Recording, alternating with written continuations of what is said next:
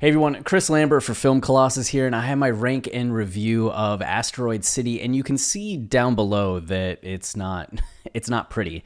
In 2023, I have it as the second to last movie, and all time it's at 130 out of 137.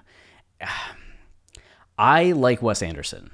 I'm not a huge Wes Anderson fanboy, right? Where I gush about all of his movies. There's some that I really enjoy, some that bore me. Like Life Aquatic with Steve Zissou, I know so many people who love and adore. To me, it's more eh. But I really liked Moonrise Kingdom. I loved Grand Budapest Hotel. Isle of Dogs I thought was great too, but it's French Dispatch I had no interest in watching. And then Asteroid City, I mean, it looked okay. The thing about Wes Anderson movies is that they always have such dynamic casts, and the style is so. I mean, we all know about the style, and it's currently now a TikTok meme, people imitating Wes Anderson. But his films do something that nobody else really does stylistically, but also in terms of what they're exploring and how they're exploring it. So I went into Asteroid City, excited for it, and I was just so incredibly bored the entire time from start to finish. Just everything was boring. All the performances were boring. The shots were interesting, but also very stale, very slow, very boring. It was the closest a movie has come to me describing it as watching paint dry, which is a shame because the cast is doing their thing, and I love meta movies. There is depth to this. Like, I should preface this by saying I don't think it's a bad movie by any means, and I get why there are going to be people that have it ranked as their number one for 2023, or who love it and it's their favorite Wes Anderson movie. It's getting into science, it's getting into space, it's getting into this meta acting commentary on the existential aspects of acting and grief and what it means to not only take on a role in a play, but also to be a viewer watching this, which gets back to the you can't wake up if you don't fall asleep scene that comes up, which this idea that you have to kind of give yourself over to the performance, to the viewing experience, and let yourself kind of dream, be part of the collective dream that is watching a movie, watching theater, reading a novel, right? You're entering this dreamscape, this other world. You're the alien stepping into things.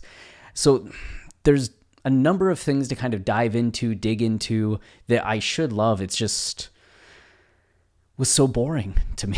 And the ideas are interesting, but how they were expressed was also boring to me. I don't think there was a scene I could really point to and be like, that's the one, that was cool. The coolest things to me were the three little girls who were so adamant about being witches. They were funny. Scarlett Johansson was very interesting, and Jason Schwartzman kind of stole the movie, which is a common occurrence for Jason Schwartzman in Wes Anderson films. I saw a lot of people talk about how important and incredible the Margot Robbie scene was, and it was interesting, but I'm not sure how much I liked it. I just kept thinking, that's it. There's something there. And maybe this is a movie that the more I think about it, maybe it sits with me for the next week, month, 6 months, year, and starts to climb up the rankings a little bit. Tar did that. There Will Be Blood years ago. When There Will Be Blood ended, I looked over to my friend and said, I will never watch that movie again. And then I thought about it every day for 6 months. And when it finally came out on Blu-ray, I bought it immediately, watched it like 3 times in the next 2 days. And it's one of my favorite movies of all time. I don't think this is going to go that far, but Tar recently was another one that I didn't really like at first, sat with it for a bit, kept thinking about it. When I wrote about it, there was more that was coming up, and Tar slowly rose up the rankings. This was maybe just a little too boring to do that, and as deep as it is, it also felt thin in a lot of ways too. Like all the stuff with Adrian Brody, again, there's something there. There's an idea, right? It's not like a Wes Anderson movie, or Wes Anderson is it doing something with a purpose. It's just, it felt like the purpose, like the execution on it, even if the purpose or the motive was interesting, what we actually got, to me, wasn't. So I was just pretty let down by this in all these ways of just, that's it. Okay. Is it over yet? Is it over yet? So yeah, not really a fan of Asteroid City, but